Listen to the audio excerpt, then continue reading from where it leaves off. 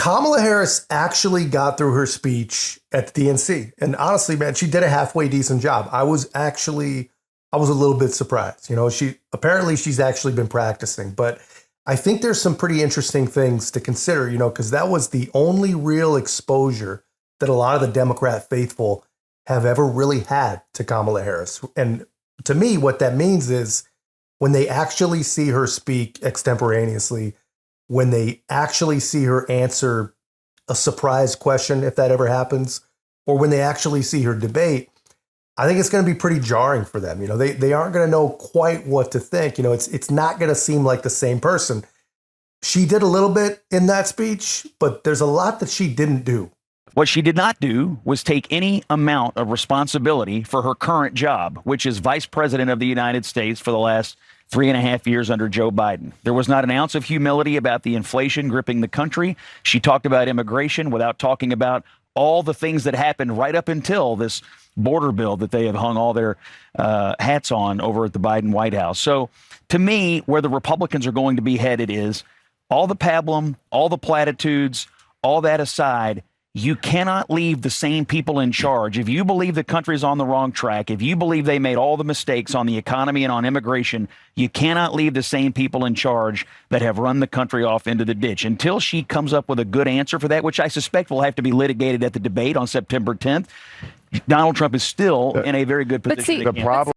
That's absolutely correct, man. It really is that simple, man, or at least it really should be that simple. You know, if we had citizens making actual intelligent decisions, as simple as, you know, if you're not happy with where we're at right now, then you can't leave the same group in charge. You know, it's that simple, but that's where the gaslighting comes in.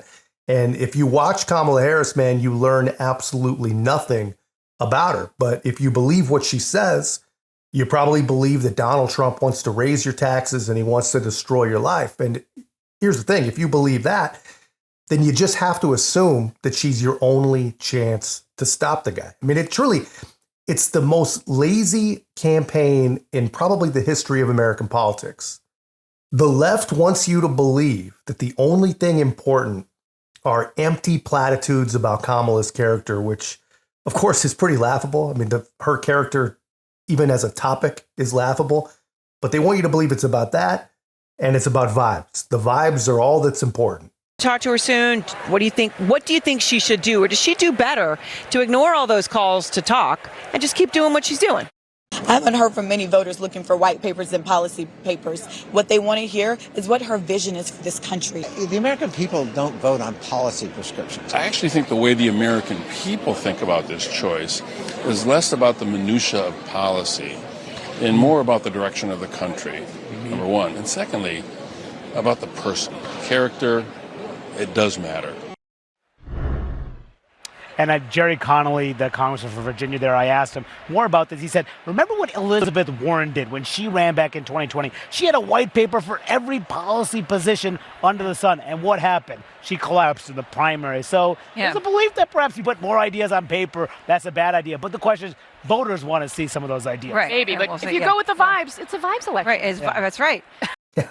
Basically, all the talk about character, about energy, and about vibes, it's basically just the 2024 way to say she's not Trump. After 10 years of constant 24/7 anti-Trump slander and vitriol and just unending propaganda, they still expect that, you know, she's not Trump to actually work. And CNN, they might actually be about to prove that people really are dumb enough for this to possibly work. I mean, CNN watched the speech with some undecided voters in Pennsylvania, and it's a pretty interesting result.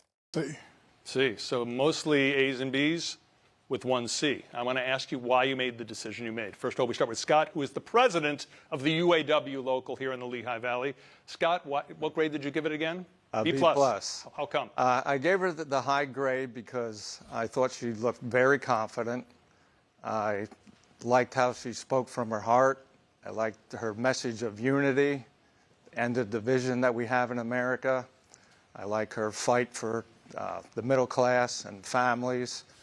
The reason I didn't give her an A was I thought she needed to go into a little more detail on some of her plans. Dude, We are absolutely doomed as a society, by the way. I mean, this guy basically just said, I have no idea what this lady believes. I have no idea who or what she really is, but she has the right letter before her name, so I'm going to go ahead and I'm going to give her a B. If she had actually said something substantive, something real, I'd have given her an A. It's crazy, man. I promise you, man. These people would not hire anybody. You wouldn't hire a contractor or a teacher for your kids or anybody off of vibes and energy. But these, for whatever reason, they have no problem applying that to the presidency. I mean, it's crazy. I mean, the guy says, I sure like that part about unity. Guys, Democrats have controlled the country for 12 out of the last 16 years. If we're not unified by now, they're not the ones to make it happen. Plans of how she would, do some of the things that she envisioned. Okay, Lindsay, you're in sales. You're the person who wasn't sure she was going to vote for anybody because you don't like either of these two candidates. I'll ask you more about that in a minute. But first, what grade did you give the speech? I gave it a B. How come? I thought it was a good speech. I mean, she did what she was supposed to do. I liked that she was talked about her upbringing, made it feel a little more personal. But yeah, I thought it was a good speech. Okay, Andy, you're also with the UAW. You make cars and trucks for us Americans, so thank you for that, along with the rest of you. Your grade again was? B+. And how come B+? I liked her plan for the middle class. My wife's a nurse. I'm an auto worker. I'm as middle class as you can get.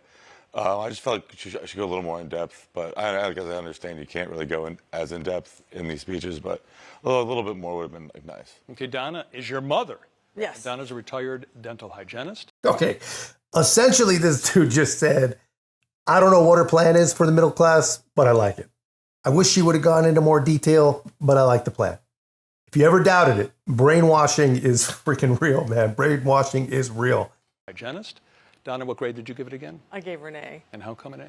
Because she hit all the points that I wanted to know about. I wanted to know more about her economic policies, her foreign policy. I know she couldn't go into depth about that, but I mean, I felt that she looked very presidential. She sounded presidential, and I think she's going to be a unifier. Yeah, by the way, going into...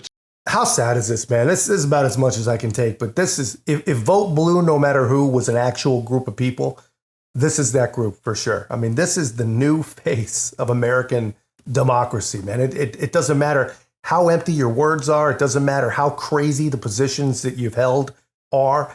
It doesn't matter how worthless you've actually been in your time in office. It doesn't matter. Just fire off some empty platitudes about unity and don't be Donald Trump. And there are people out there dumb enough to follow you off whatever bridge you plan on jumping off, man. It's incredible stuff, man. It is absolutely incredible stuff. And this thing goes on for quite a while. But if I keep going with it, man, I'll just feel like I'm picking on these people. That's all I've got, guys. Let me know your thoughts in the comments. If you haven't already, be a part of our growth. Make sure to like, comment, subscribe. Most importantly, share the channel. I'll see you in the next one.